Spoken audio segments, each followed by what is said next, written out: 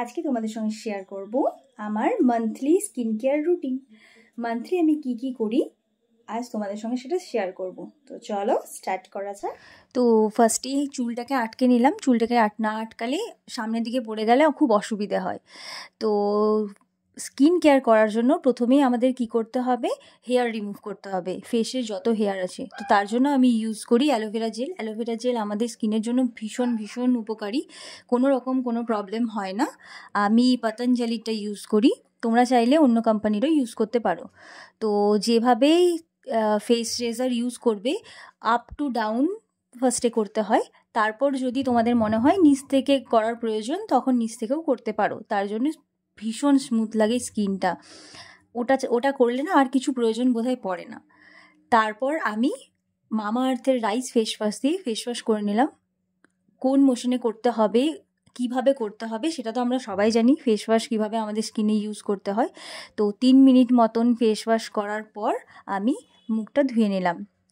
এরপর আমি করব স্ক্রাবার।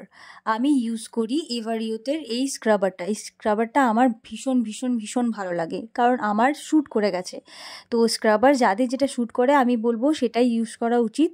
এভারিওটাও ভীষণ ভীষণ ভালো। তো দেখো আমার স্কিনটা অনেকটাই ক্লিয়ার লাগছে। আর সেদিন আমার না ভীষণভাবে এই পিম্পলস যেহেতু প্রবলেম, তো অনেক কিছুই ট্রাই করি, তারপরেও আমার এরকম অবস্থা হয়। যাই হোক, আমার পিম্পলস কমে যায়, দাগ কমে যায়, কিন্তু আবার হয়। আর সেটা তো আর কিছু বলার নেই, সবারই অনেকেরই প্রায় এই প্রবলেম চলে। তো দেখো রাগা ডিটানের প্যাকটাও আমি লাগিয়ে নিলাম।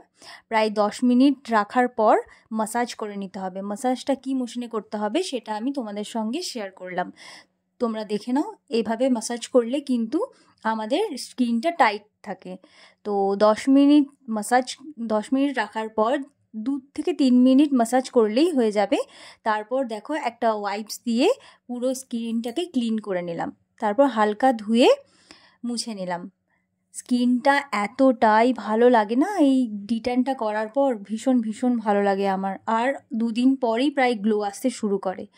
আর আমার নাকে কিন্তু হোয়াইট হেডস রয়েছে, তো সেই জন্য আমি এই নোজ স্ট্রিপটা ইউজ করি।